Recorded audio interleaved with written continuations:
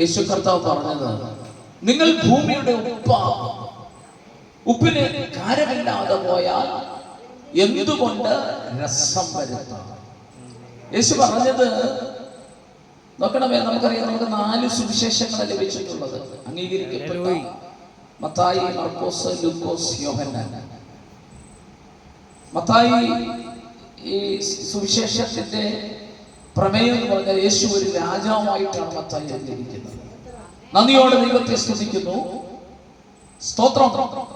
അപ്പം യേശു തന്റെ ഗിരിപ്രഭാഷണത്തോടുള്ള ബന്ധത്തിൽ യേശു പറയുന്ന കാര്യങ്ങളാണ് നമുക്കിവിടെ കാണുവാൻ കഴിയുന്നത്. സ്തോത്രം.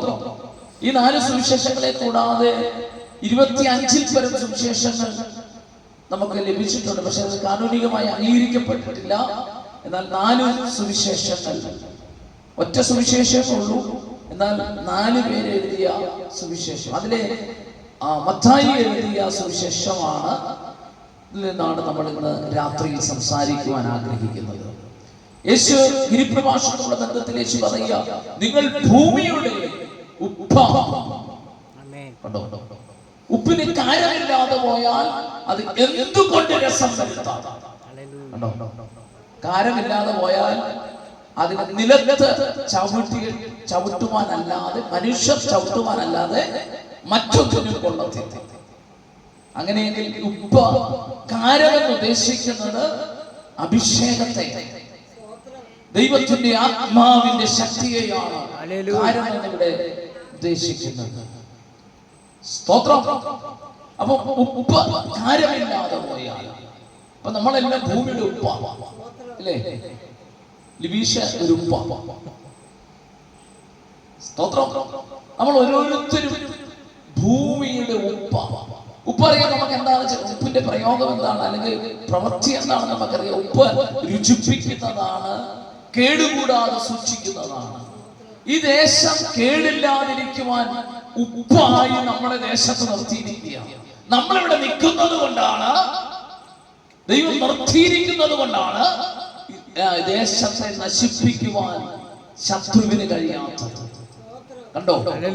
നന്ദിയോടെ ദൈവത്തെ സ്തുതിക്കുന്നു. നമ്മൾ അച്ചാറിടുമ്പോൾ കൂടുതൽ ഉപ്പിടുന്നത് എന്തിനാണെന്ന് ചോദിച്ചാൽ കേട് കൂടാതെ സൂക്ഷിക്കാൻ വേണ്ടി.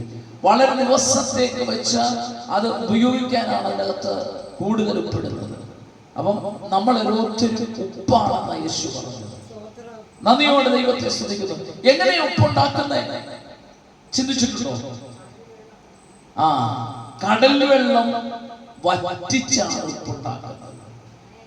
സ്തോത്രം. കടലിന്റെ പ്രത്യേകത, ഭൂമിയിൽ 4-ൽ 3 ഭാഗം കടലാണ്. സ്തോത്രം. ഈ കടലിനകത്ത് ഈ കടൽ വെള്ളം കിടക്കുമ്പോൾ സൂര്യപ്രകാശം ഈ കടലിന്മേൽ അടിച്ചിട്ട് ഈ കടൽ വെള്ളം തിളച്ച് നീരാവിയായി മുകളിലേക്ക് ബാഷ്പീകരിച്ച് പോയാണ്, തണുത്ത് തപിച്ചാണ് മഴ പെയ്യുന്നത്. അപ്പം ഈ വെള്ളം മുകളിലേക്ക് ബാഷ്പീകരിച്ച് പോകുമ്പോൾ അതിനകത്തെ ഉപ്പ് പിന്നെ വെള്ളത്തിലാണ്. അതുകൊണ്ട് ഉപ്പാകത്തില്ല. അതുകൊണ്ട് എന്ത് ചെയ്യും? വേലിയേറ്റം ഉണ്ടാകുമ്പോൾ ഈ വെള്ളം, ഉപ്പ് വെള്ളം കരയിലേക്ക് കയറുമ്പോൾ ഉപ്പുപാടം ക്രമീകരിച്ചിട്ടിരിക്കും. അതിന്റെ ഒരു ഭാഗം തുറന്നിട്ടിരിക്കുക. തുറന്നു കിടക്കുന്ന ഭാഗത്തൂടെ ഈ ഉപ്പുപാടത്തിലേക്ക്, ആഴം കുറഞ്ഞ ഉപ്പുപാടത്തിലേക്ക് വെള്ളം കയറി കഴിയുമ്പോൾ ഈ തുറന്നിട്ട ഭാഗം അടച്ചു കഴിയുമ്പോ ഈ വെള്ളം അവിടെ കിടക്കും. കണ്ടൊരു പർട്ടിക്കുലർ സമയം ഈ വെള്ളം അവിടെ കിടക്കും.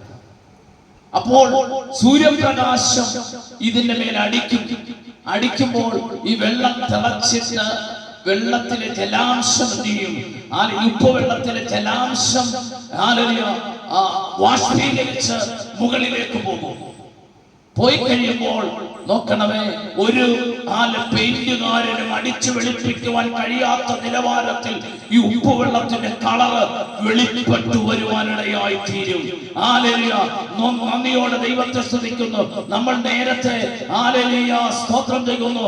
ഒരു ഹല്ലേലൂയ ഗുണമില്ലാത്തവരും കളറില്ലാത്തവരും തേജസ്സില്ലാത്തവരുമായി ഒഴുക്ക് എവിടെയോട്ടാണോ, ആ താഴ്ച എവിടെയോട്ടാണോ അവിടേക്ക് നമ്മൾ ഒഴുകിക്കൊണ്ടിരിക്കുന്നവരായിരുന്നു, സ്ഥിരതയില്ലാത്തവരായിരുന്നു. എന്നാൽ ഒരു വേലിയേറ്റം വന്നപ്പോൾ കടൽ വെള്ളത്തെ ഉപ്പുപാടത്തിലേക്ക് കയറ്റിയിട്ടതുപോലെ ലോകമാകുന്ന കടലിൽ ആയിരുന്ന നമ്മളെ വലിയവനായ ദൈവം എന്ത് ചെയ്യും? അവന്റെ ആത്മാവിന്റെ ഒഴുക്കിനാൽ ദൈവസഭയാകുന്ന ഉപ്പുപാടത്തിലേക്ക് നമ്മളെ കൊണ്ടിട്ടേച്ച് നീതി സൂര്യനായ ദൈവത്തിന്റെ തേജസ് നമ്മുടെ മേൽ അടിച്ചു കഴിഞ്ഞപ്പോൾ നമുക്ക് സ്ഥിരമില്ലാത്ത അവസ്ഥയുണ്ടല്ലോ, ഒഴുക്കിക്കളയുന്ന അവസ്ഥയുണ്ടായല്ലോ. ആ അവസ്ഥ മാറിക്കഴിഞ്ഞപ്പോൾ നോക്കണമേ, നമ്മുടെ ഉപ്പിന്റെ കളറ് മാറിയതുപോലെ നമ്മുടെ ഭാവം മാറി, നമ്മുടെ സ്വഭാവം മാറി. നേരത്തെ പോലെയല്ല.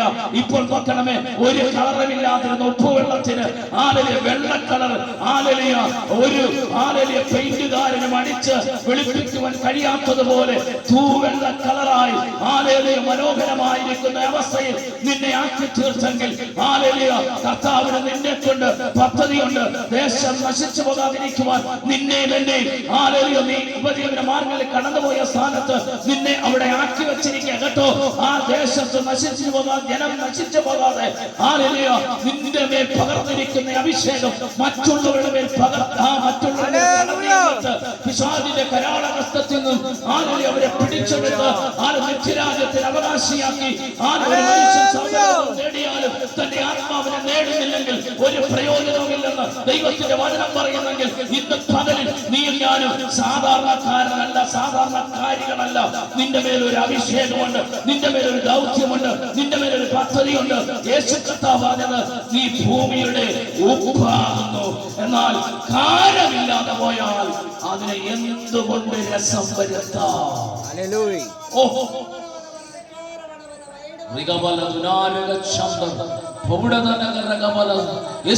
വെറുതെയല്ലത് പറഞ്ഞത്. നന്ദിയോടെ ദൈവത്തെ സ്തുതിക്കുന്നു. യഹോവ സൂര്യനും പരിചയമാണ് എന്ന സംഗീതക്കാരൻ പറയുന്നത് കണ്ടോ. സൂര്യപ്രകാശം അടിച്ചെങ്കിലേ ഈ വെള്ളവും ഉപ്പും തമ്മിൽ വേർതിരിക്കാൻ പറ്റത്തില്ല. അങ്ങനെ മിങ്കിള് ചെയ്ത് കിടക്കുകയാണ്. സ്തോത്രം ചെയ്യുന്നു. ദേശത്തിന്റെ ശക്തിയും പാരമ്പര്യ ശക്തിയും നിന്നെ പിടിച്ചു വെച്ചിരിക്കുകയാണ്. നിന്നെ വിടത്തില്ലെന്ന് പറഞ്ഞ ഉപ്പിനെ വെള്ളം പിടിച്ചു വെച്ചിരിക്കുകയാണ്. അതിന് താഴ്ചയുള്ളിടത്തേക്ക് ഒഴുകിക്കളയുവാൻ സ്ഥിരതയില്ലാതെ വിശ്വാസത്തിൽ ഉറയ്ക്കുവാൻ കഴിയാതെ വാഗ്ദത്തം വെളിപ്പെടുത്താതിരിക്കുവാൻ തക്കവണ്ണം നിന്നെ ഒഴുകിക്കളയുമ്പോ ഇന്ന് രാത്രിയിൽ പരിശുദ്ധാത്മ പറയുന്നു, നിന്നെ ദൈവത്തിന്റെ വാഗ്ദത്തത്തിന് വേണ്ടി ഈ ദിവസങ്ങളിൽ ഉറച്ച് നിർത്താൻ പോകുക. ഈ ദിവസങ്ങളിൽ വാഗ്ദത്തം നിന്റെ മേൽ വെളിപ്പെടുത്താൻ പോകുകയാണ്. ആമേൻ. യെസ്. ഹല്ലേലൂയ.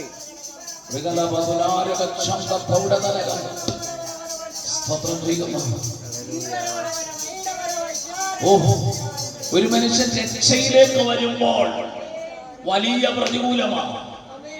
വീട്ടുകാരെതിർക്കും, സഭക്കാരെതിർക്കും, നേരത്തെ നിന്ന സഭക്കാർ, സംഘടനക്കാർ എതിർക്കും. ഭാര്യ രക്ഷയിലേക്ക് വരുവാണെങ്കിൽ ഭർത്താവ് എതിർക്കും, പ്രാർത്ഥിക്കാൻ സമ്മതിക്കത്തില്ല. തലമുറയുണ്ടെങ്കിൽ തലമുറ എതിർക്കുവാൻ ഇടയായി തീരും. ഹല്ലേലൂയ.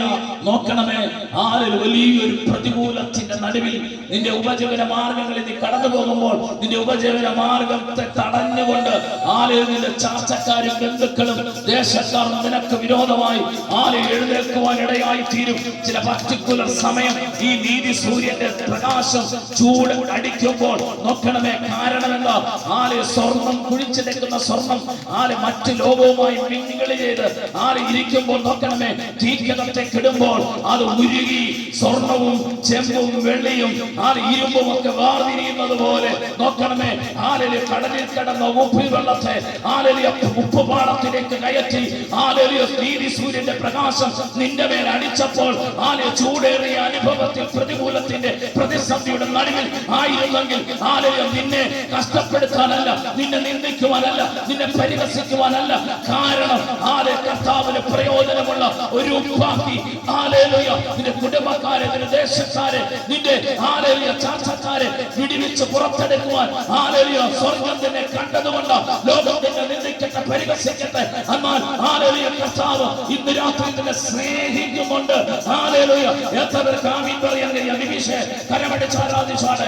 ആലയിലുയ ഇന്ന് രാത്രി ആത്മാവിന്റെ വലിയൊരു ശക്തി ഇതിനകത്ത് വ്യാപരിക്കുന്നുണ്ട്. നിന്നെ ആലയിലുയ പഴയ അവസ്ഥയിലേക്ക് കൊണ്ടുപോകുവാൻ പിശാച് ശ്രമിക്കുമ്പോൾ, മനുഷ്യൻ ശ്രമിക്കുമ്പോൾ, പ്രലോഭനങ്ങൾ കടന്നു വരുമ്പോൾ ഇന്ന് രാത്രിയിൽ ആത്മാവ് വ്യക്തമായി വിളിച്ചു പറയുന്നു, ദൈവത്തിന്റെ വലിയ പ്രവൃത്തി അവിടുന്ന് വെളിപ്പെടുത്തുന്ന വലിയ കൃപയ്ക്കായി ഞങ്ങളങ്ങയെ സ്തുതിക്കുകയാണ്.